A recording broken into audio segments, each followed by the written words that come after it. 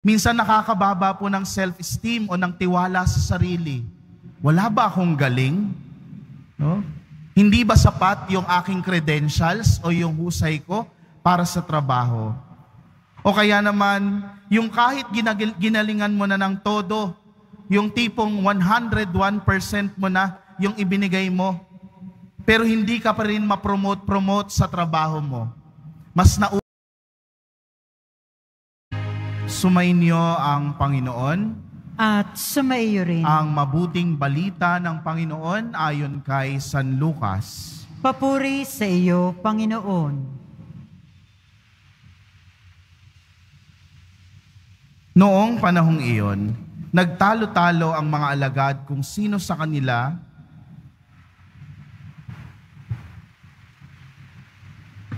nang nalalapit na ang panahong iaakyat na si Jesus sa langit, ipinasya niyang pumunta sa Jerusalem. Sinugo niya ang ilan upang mauna sa kanya. Humayo sila at pumasok sa isang nayon sa Samaria upang ipaghanda siya ng matutuluyan. Ngunit ayaw siyang tanggapin ng mga Samaritano sapagkat siya'y patungo sa Jerusalem.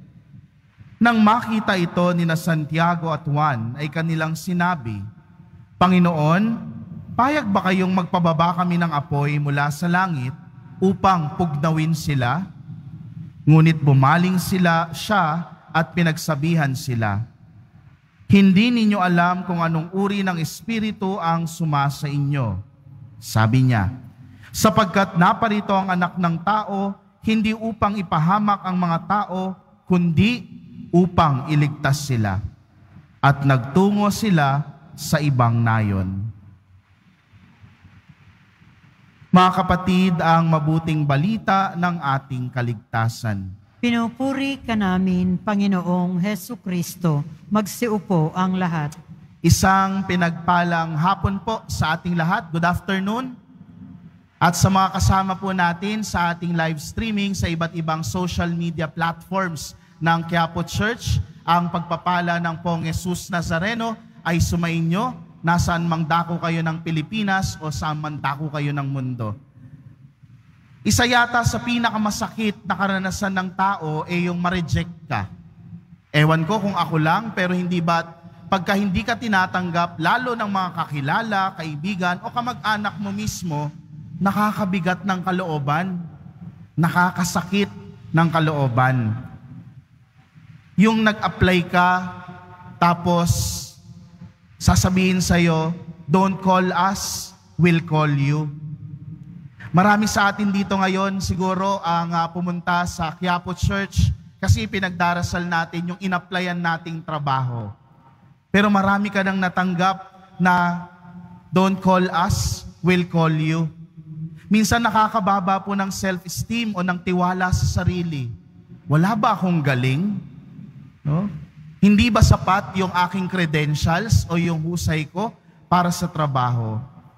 O kaya naman, yung kahit ginalingan mo na ng todo, yung tipong 101% mo na yung ibinigay mo, pero hindi ka pa rin ma-promote sa trabaho mo. Mas nauunahan ka pa ng mga sumunod sa iyo na pumasok sa kumpanya. Parang nakakababa rin po ng tiwala sa sarili. O kaya naman yung niligawan mo na ng napakatagal, tapos kahulihan, busted ka rin pala. Di ba ang sakit po nun? No? Ibinigay mo yung sarili mo, pero hindi naman na-appreciate ng ibang tao.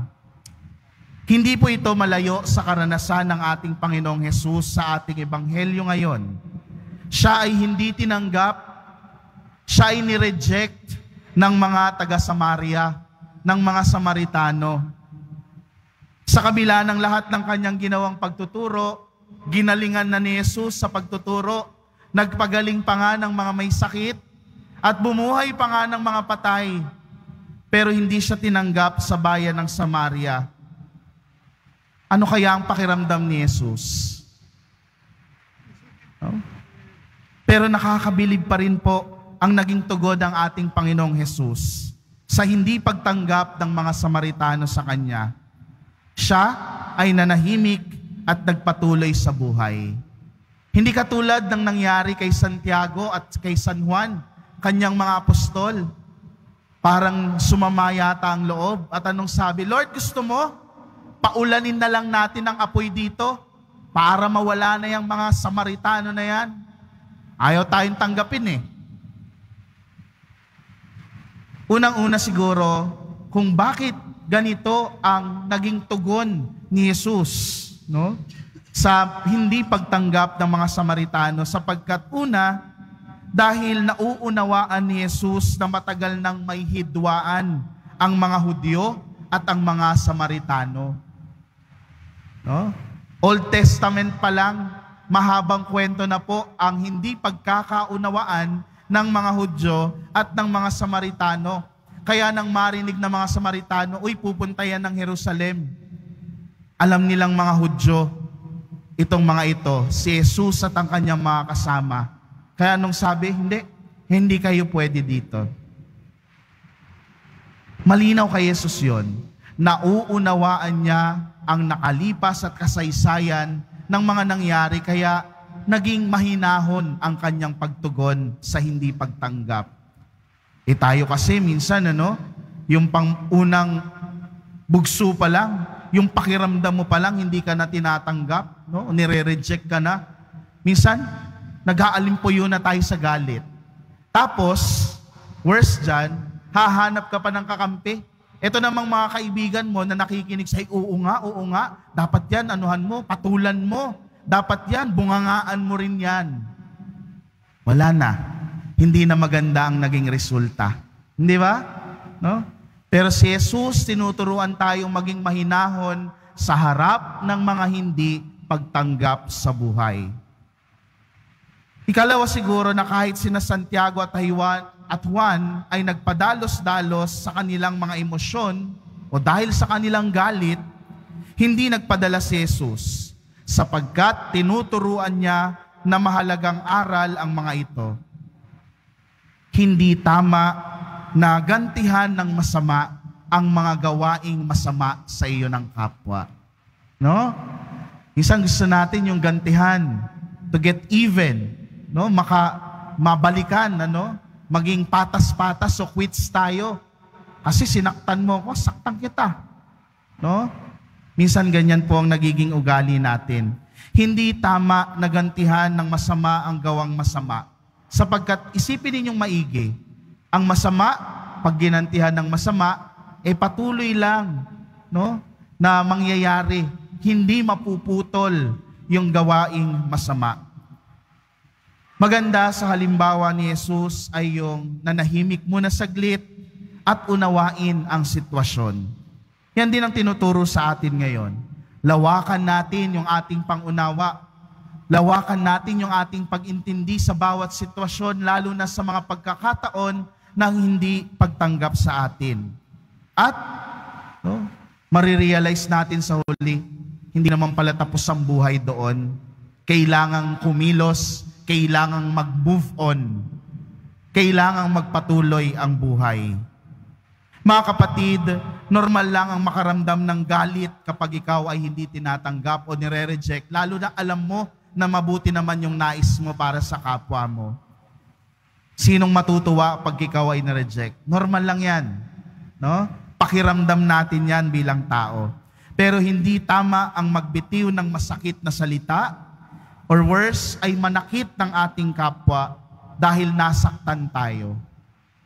Huwag nating hahayaan ng mga hindi pagtanggap sa ating buhay ay maging dahilan para ikaw ay maging masama. Hindi sapat na dahilan na dahil ay ayaw nila ako, magpapakalayo-layo na lang ako at magpapariwara. Hindi sapat na dahilan ito para huminto sa paggawa ng mabuti. Tandaan po natin, ang rejection o ang hindi pagtanggap ay hindi nangangahulugan na hindi ka mabuti o hindi ka katanggap-tanggap. Ganito lang po natin ilagay. Hindi lamang nakikita ng iba ang kabutihan na meron ka. Yan yung hihilingin nating grasya sa ating Pong Jesus Nazareno sa pagtanggap natin sa Kanya sa banal na Eucharistia. Kahit si Jesus nakaranas ng hindi pagtanggap, pero hindi naging dahilan ito para hindi niya gawin yung kanyang gawaing pagliligtas. Hindi rin kailanman magiging dahilan para sa atin ang hindi pagtanggap para tayo ay maging masama. Bagkus, mas lalo itong magbigay sa atin ng inspirasyon, lalo ng halimbawa ng ating Pong Jesus Nazareno, na sa gitna ng hindi pagtanggap, kaya pa rin nating maging mabuti at kaya pa rin nating maging tunay na deboto ng Pong Jesus Nazareno.